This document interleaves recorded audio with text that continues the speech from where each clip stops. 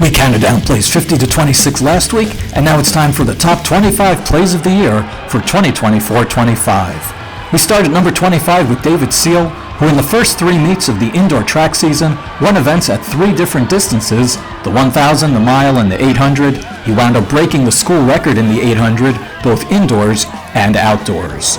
At number 24, Veronica Dawson scored 16 points in the first game of her career, the most by a mule in her collegiate debut since 2006, and she barely slowed down. She was named Centennial Conference Rookie of the Year. At number 23, Kaya Mahi was on Plays of the Week often for her home runs. She hit 6 of them, but it was her glove that got her named Centennial Conference Gold Glove of the Year. Here she turns a 5-4-3 double play. And here she is with a diving catch up the middle. At number 22, women's soccer trails her Sinus 1-0 in the final minute. Eliana Nelson-Levy lines up the penalty kick. It's saved, but she puts in the rebound with just 9 seconds left to lift the Mules to a 1-1 tie. And that was a dramatic late tying goal, but how about 3 game-winning goals in the final 5 minutes of regulation? Men's soccer did that. Trevor Mikuta with 9.7 seconds left at Moravian, Owen Zoeller with 57 seconds to play at Kane, and Gabe Blikshteyn with 4:31 left at TCNJ. At number 20, it's another late goal. In a rematch of a 2024 Centennial Conference playoff game, Emily Vaughn converts this pass from Danielle Sautner with 2:07 left to give women's lacrosse an 8-7 win against Washington College. At number 19, final play of the football game against TCNJ, Mules up by 3, and Matt Papa blocks the game-tying field goal attempt. Muhlenberg holds on for a 55-52 win. At number 18, baseball tied with Eastern in the bottom of the 9th inning, and Brendan Hughes, who kicked off Plays of the Year at number 50, ends the game with a double to the gap.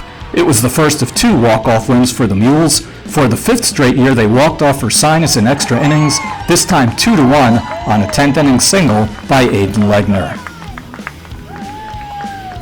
Those were great endings, and at number 17, it's a great beginning.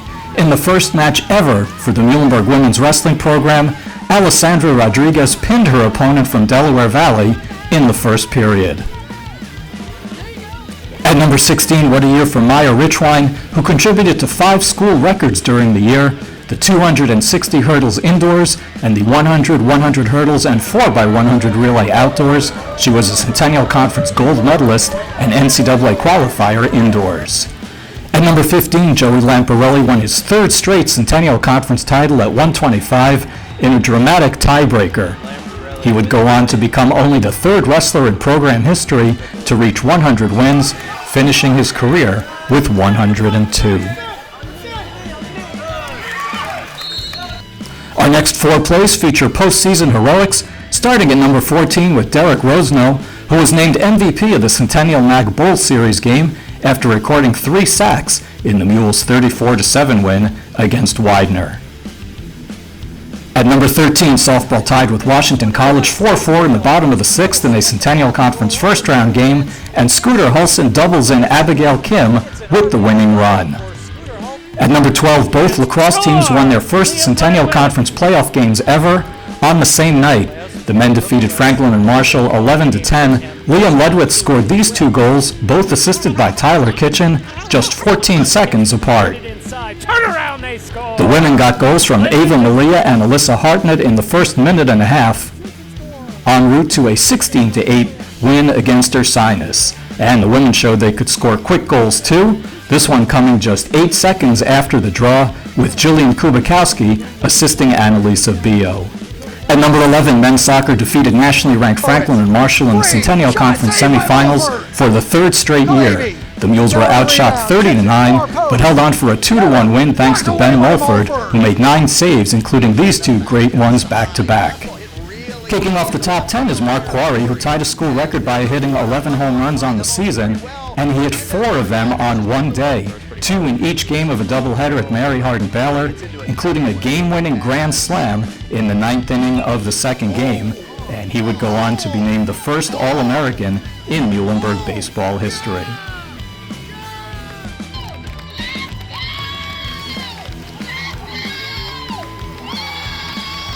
At number 9, Chase Kusko set a school record for men's lacrosse with 55 assists, but here he is scoring the game-winning goal in the second overtime for a wild 16-15 win at Haverford.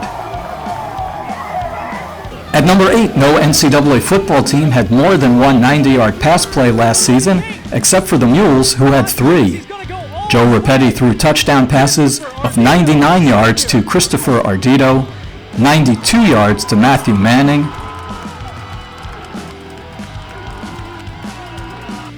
and 90 yards to Andrew Darno.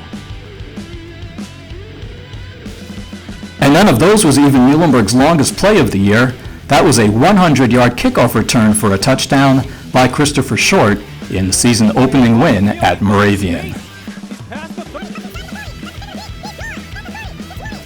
And at number 7, Christopher Short appears again, this time running on the gold medal-winning 4x100 relay team, along with Max Broadbent, Bryce Rhodeman, and anchor Isaac Schaffer-Neitz. They set a school, Centennial Conference, and meet record with a time of 41.33 seconds. At number 6, in the first year for women's wrestling as a varsity program, Kelsey Gelb qualified for nationals by finishing 4th at the regional meet with this pin of a higher-seeded East Stroudsburg opponent. It was one of 16 pins on the season for Gelb. At number 5. Kick is up, and it is good. Muhlenberg defeats Franklin and Marshall 24-23. Connor Fenstermaker, the hero from 29 yards away. It's Connolly, here we go, 4 seconds to go, 3, 2, Connolly inside the shot, it's good! At the buzzer, Muhlenberg. That was Ava Connolly with her buzzer-beater basket to win at Haverford at number 4.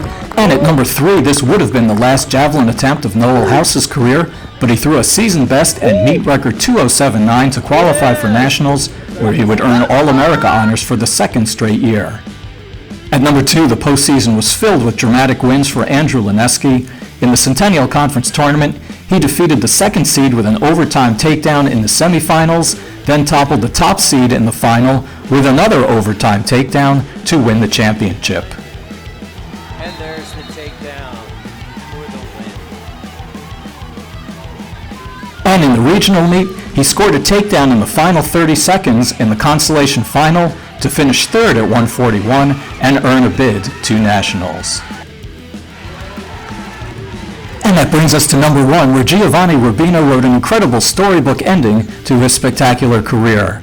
In the men's basketball finale at McDaniel, the last game of his career, he scored 43 points, just one short of the 54-year-old school record.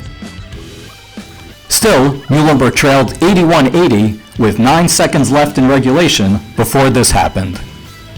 Muhlenberg score. There's so little time. Of course, it will be Rubino who gets the ball. He's been deadly all game. Rubino, defended so tightly by Conti. He gets the bucket to beat the buzzer and give Muhlenberg the win. What a way to end a career. That is our number 1 play of the year. Thanks for watching. We'll be back with the first plays of the week of the 2025-26 year on Tuesday, September 2nd. Until then, have a great summer and go Mules.